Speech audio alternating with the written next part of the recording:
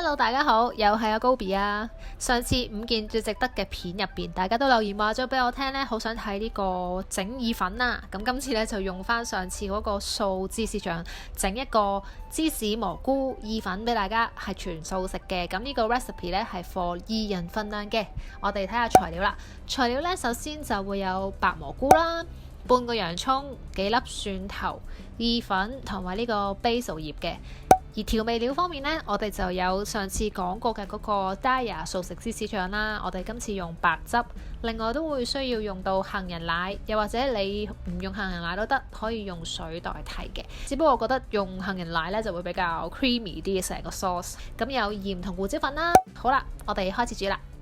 洗晒乾淨材料之後呢，我哋就嚟切晒佢先。咁其實，我呢次呢個意粉呢，其實都係好簡單，只不過又係嗰樣啦，啲刀工好繁複嘅啫。咁相信大家都應該煮開嘢食嘅，就難唔到你啦。咁我哋蘑菇呢，先1開4，咁好容易切嘅啫。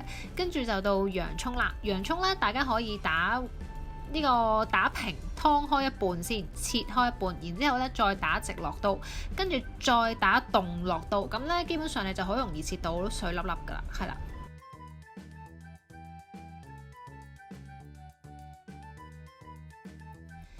如是者咧，切晒之後咧，就可以順勢切埋呢個蒜頭啦。咁蒜頭咧，咁呢度有4-5粒，咁其實都係因人而異啦。咁我自己就中意食蒜頭嘅，咁我預多少少。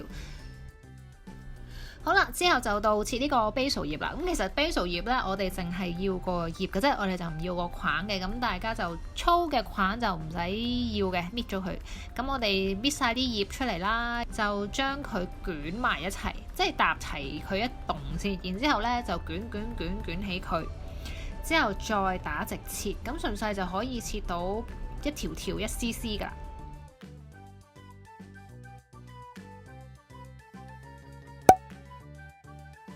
我呢個 angle 咧就有2個爐頭啦，咁一邊我就會用嚟煮嗰個芝士醬啦，另一邊咧就會煲意粉嘅。咁個煎 pan 咧就首先要加咗油，然之後燒熱咗就再倒埋啲洋葱落去啦。我哋先爆香咗啲洋葱，令到啲洋葱淋新鮮嘅。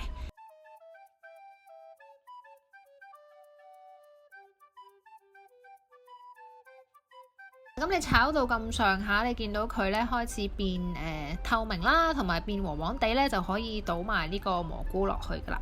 咁蘑菇咧通常都會受熱，然之後咧佢就會變得濕濕地嘅。咁所以咧你見佢好似好多喎，好大粒咁。其實蘑菇會縮水嘅。咁你炒多2炒加熱咗咧，佢會越嚟越細粒啦，同埋會開始有啲濕濕地嘅。咁就係啦，炒一陣先。之後咧你見佢開始有啲擰地啦，開始有少少腍地啦，你就可以加埋嗰個蒜頭，加埋啲蒜頭落去一齊爆香咗佢先啦。咁呢個時候呢，佢應該都會出水出得幾犀利嘅，見到我都有啲煙啊咁樣啦。咁你繼續炒佢先，呢個 moment 可能要細火少少，跟住呢，我哋就會落一轉水先，等嗰啲蘑菇呢都煮一煮腍身先。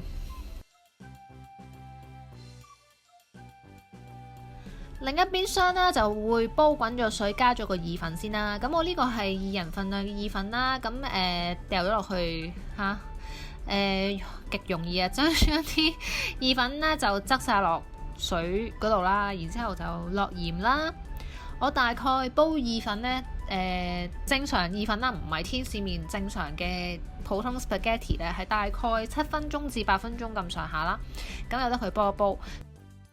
咁我呢一邊呢，嗰啲蘑菇已經差唔多就變咗啡啡哋色啦，跟住我就會落呢個杏仁奶嘅，落杏仁奶都等佢煮一陣間啦，等佢索咗啲蘑菇嗰啲味道先，而家即係蒸發啲水分先，之後呢，我哋就會攞我哋嗰個素食芝士醬啦。咁其實我試過就咁煮啦，同唔落嗰個 Daiya 嗰個芝士醬呢，其實都真係個差別都幾大。呢個芝士味係會濃好多，係啦。咁其實你燉佢出嚟呢，其實都有啲似罐頭湯嗰啲一劈嘅醬咁樣嘅。咁跟住我哋就會連埋個兜嘅醬汁咧一齊炒一炒先，等佢撈勻咗先。咁個人嚟講呢，我就中意啲醬呢就啱啱好啦，我唔中意太濕嘅。咁呢個呢，但係又太少，所以我都會落多 round 奶嘅。咁約略啦，我諗大家因應自己中意嗰個醬汁嘅濃啊或者稀啊嘅狀況呢，就係呢度加多少嗰個杏仁奶，之後就做埋調味啦，鹽同胡椒粉喺度落埋啦，之後就再兜一兜佢。其實都真係好容易嘅，講真，即係都係煲熱啊、炒啊咁上下啫，都唔係話好需要好多好高難度嘅技巧。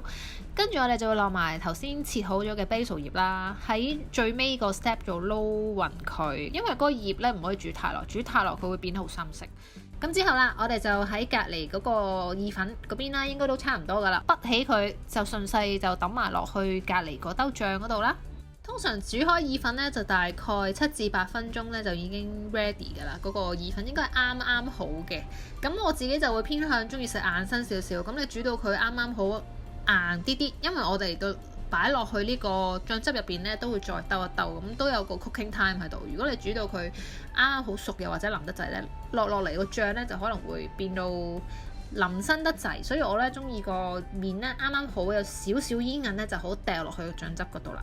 咁然之後掉落去之後就再撈一撈啦。咁基本上係我哋呢次嘅意粉咧已經係大功告成㗎啦，好簡單，勁容易。咁garnish落翻頭先少少嘅我哋呢個 basil 葉啦，咁就係今日介紹俾大家嘅呢一個素食蘑菇芝士意粉啊。咁我希望大家中意睇今日嘅影片啦，喜歡嘅話咧記得俾個 like 我 subscribe 我嘅 YouTube channel， 同埋唔記得撳咗埋 subscribe button 嗰個鐘仔，咁下次 upload 新片咧就會第一時間通知你噶啦。